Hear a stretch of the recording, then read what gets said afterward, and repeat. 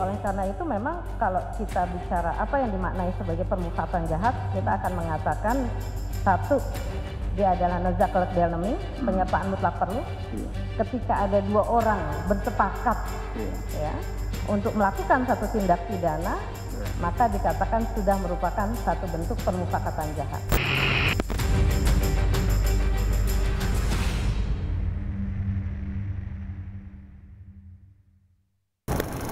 Dalam kasus ini, Irjen Teddy Minahasa didakwa menawarkan, membeli, menjual sabu seberat 5 kg yang merupakan barang bukti dari penyitaan.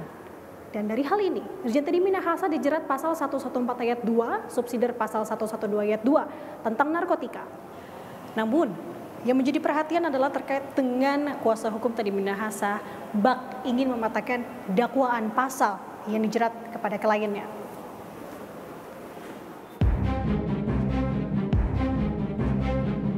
Dari berjalannya sidang lanjutan dengan terdakwa Irjen Teddy Minahasa, kali ini kuasa hukum Teddy menguliti dakwaan jaksa penuntut umum yang disematkan terhadap kliennya kepada ahli hukum pidana yang dihadirkan jaksa penuntut umum, yakni Eva Anzani Zulfa. Diketahui sebelumnya, Teddy Minahasa didakwa oleh jaksa penuntut umum dengan pasal 114 ayat 2 subsidiar pasal 112 ayat 2 Junto pasal 55 Undang-Undang Republik Indonesia nomor 35 tahun 2009 tentang narkotika.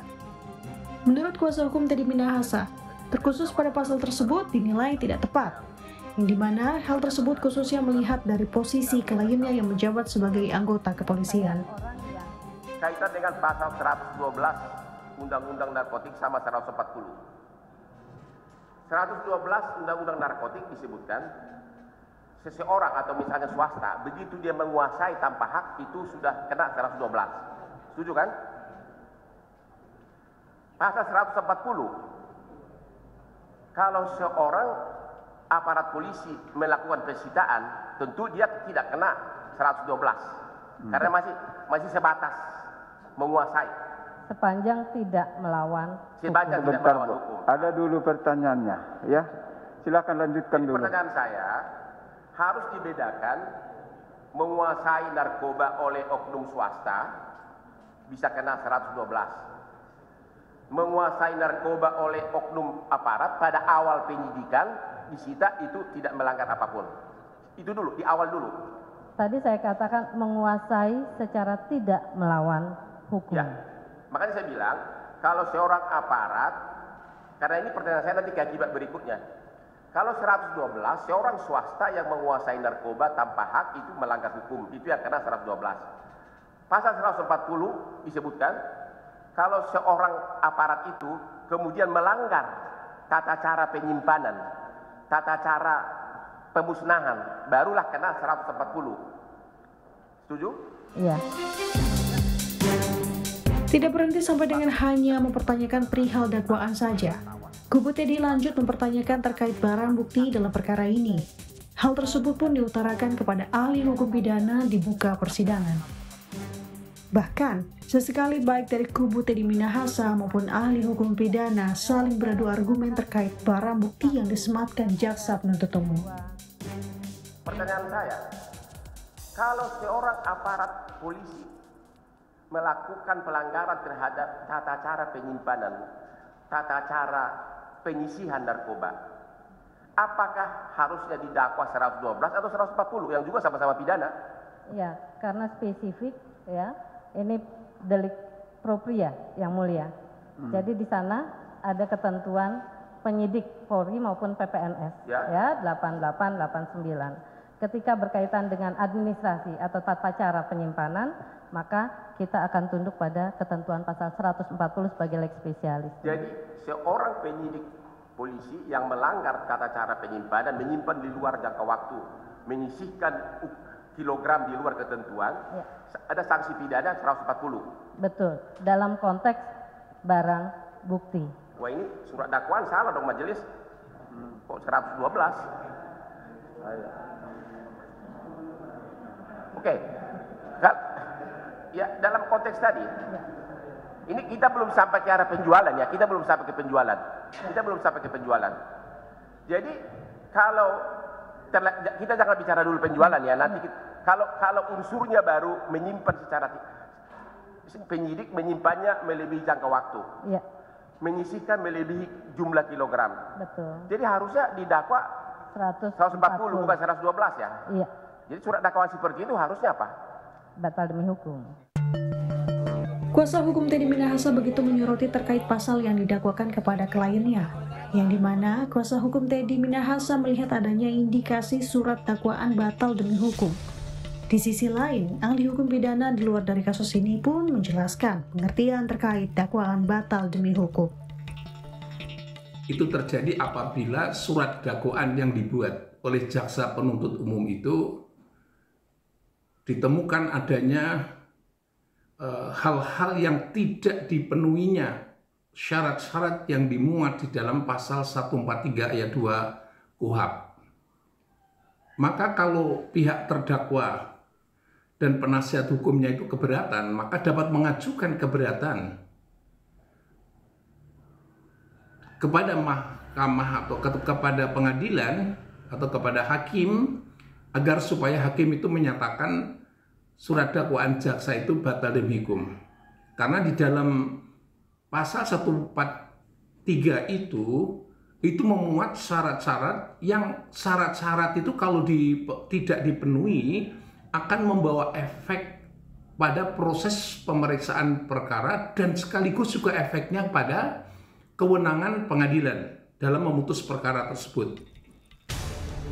Selain dari dua pertanyaan tadi mengenai pasal di surat dakwaan jaksa penuntut umum yang dipertanyakan, sisi terkait permufakatan jahat dalam sebuah tindakan juga turut dipaparkan ahli hukum pidana Eva Anzani Zulfa.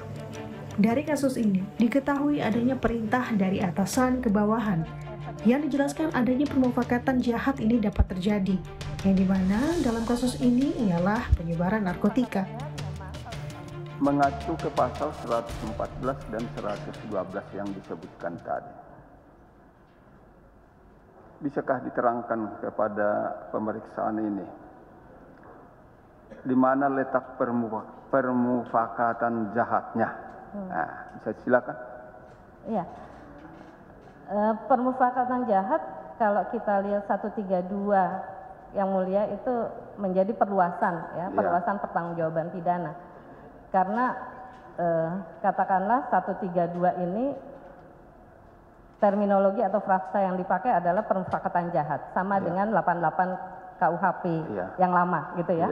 KUHP 146. Nah, oleh karena itu memang kalau kita bicara apa yang dimaknai sebagai permufakatan jahat, kita akan mengatakan satu, dia adalah nozaklek delnemi, penyertaan mutlak perlu.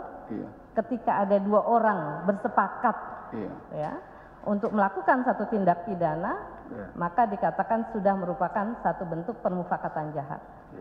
Bahasa sederhana atau bahasa awam barangkali orang baru berencana saja gitu ya. Berencana tetapi tidak bisa sendiri karena sulit pembuktiannya. Makanya hukum menggandeng ini sebagai penyertaan mutlak perlu. Pelakunya harus dua orang.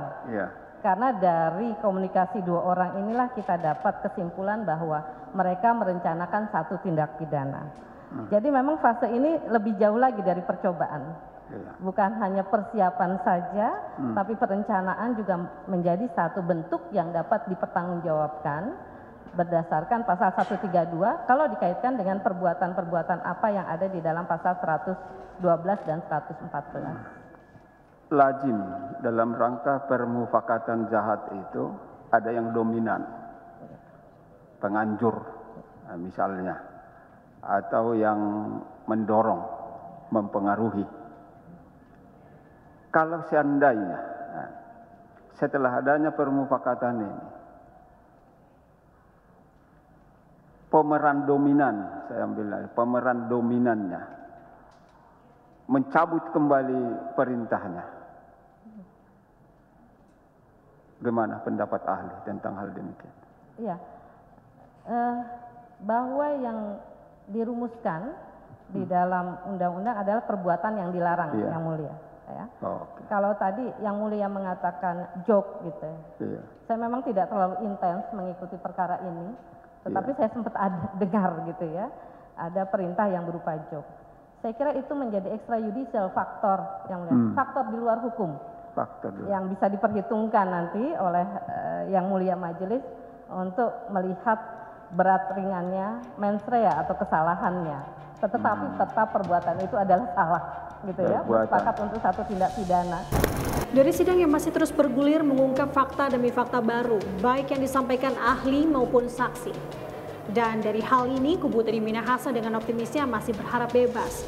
Namun tentu melihat bagaimana nanti di akhir persidangan ketika hakim sudah mengetukkan palu vonis.